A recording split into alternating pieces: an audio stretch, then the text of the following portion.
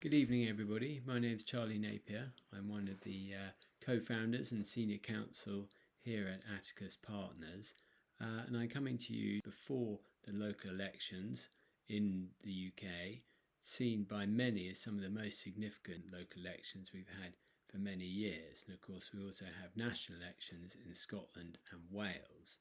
Now, my little preview of these local elections is essentially based on me doing a bit of canvassing.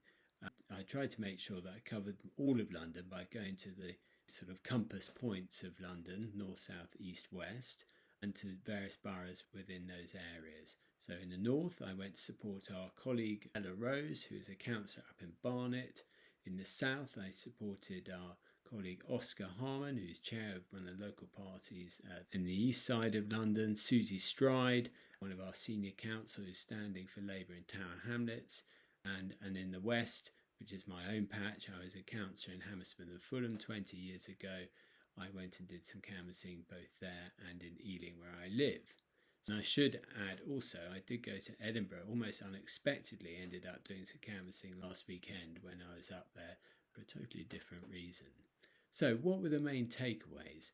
Well, there's no doubt that what everyone's been reading about in the papers is true. Labour, particularly in London, have coming from a very high water mark. 4 years ago, in 2022, Conservative government at the time was extremely unpopular. Labour really were riding at the crest of a wave, and they managed to make some spectacular gains in London. The sort of watermark for them was extremely high. And of course, 4 years later, they're having to defend those seats just when they've had a government who've been in place almost 2 years, and everyone would have noticed, have not been a terribly popular government very recently. And the added complication there is that the Green Party have had this extraordinary resurgence or sort of uplift, principally thanks to Zach Polanski, the leader of the Greens, and of course Reform, who've been threatening for a long time to really make big electoral inroads. This is their real opportunity, having sort of done well vote-wise in the general election but not had many seats. This time they can really make a big impression. I suppose the plus side for Labour is that actually the Conservatives haven't really been able to get their act together, despite the fact Kemi Badenoch seems to be doing a better job for them. Her sort of apparent popularity is definitely not coming through on the doorsteps for the Conservative voter. So since many of these electoral fights in London in particular tend to be Conservative versus Labour, that certainly gives Labour hope. So what I found on the doorstep was very much that. There's still a good core in London, a good core of Labour voters out there, a lot of people who still vote Labour. They haven't lost the faith yet. The Greens have definitely making an impact, especially amongst the young, more sort of slightly what might be termed more sort of radical potential voters, and Labour will undoubtedly lose votes to them and will as a result lose seats to them.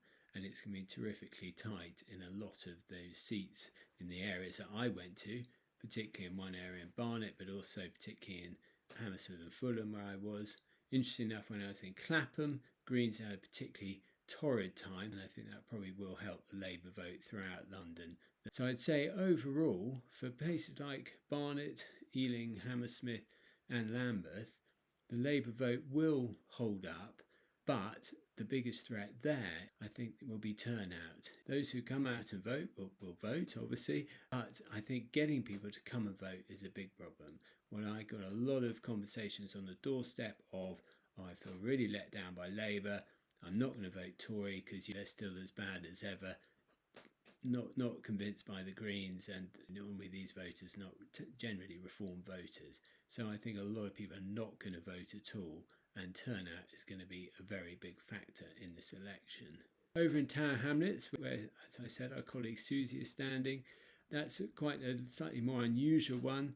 Labour against the party Aspire, which is a sort of independent party, but they hold the mayoralty over there. And certainly it's quite a toxic atmosphere, it would be fair to say. A lot of people to try and win back the confidence of. Aspire, I think, are running the council, and so unusually for Labour in London, there's a bit of a kind of running as the opposition. Now, I haven't really talked about Reform much, because I have to say where I've been, Reform haven't been such a big part of it.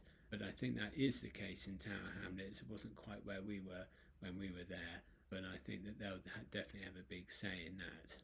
Labour will suffer a lot of losses across the nation, but in the areas that I spoke to, the people I spoke with, certainly I think Labour had, there's been a bit of a loss of faith, great disappointment, and that will be reflected in the polls. And then the final bit, just saying Scotland, as I said, is in Edinburgh, but I went canvassing in central Edinburgh, which is pretty sort of diverse and international and so on. And I think the Labour vote was reasonable there, but undoubtedly, there I can't see the SNP really losing. So I had a fascinating time, just to show lots of leaflets where I was. That I was going out canvassing for. It was very instructive to talk to people, listen to people. Definitely a sort of different mood on the doorstep than the last few elections I'd done for Labour, where it's far more positive, I think it has to be said. But overall, London in particular, Labour will have a tricky time, but probably won't be as bad as undoubtedly many other parts of the country will be for them. And as for the Conservatives, I still think they've got a long way to go next few years. Green, Reform, they're the ones who are on the up at the moment, or maybe less so the Greens right now. It'll be fascinating to see how that all turns out on Thursday. Thank you for listening, and we'll be back after Thursday to assess how it all went.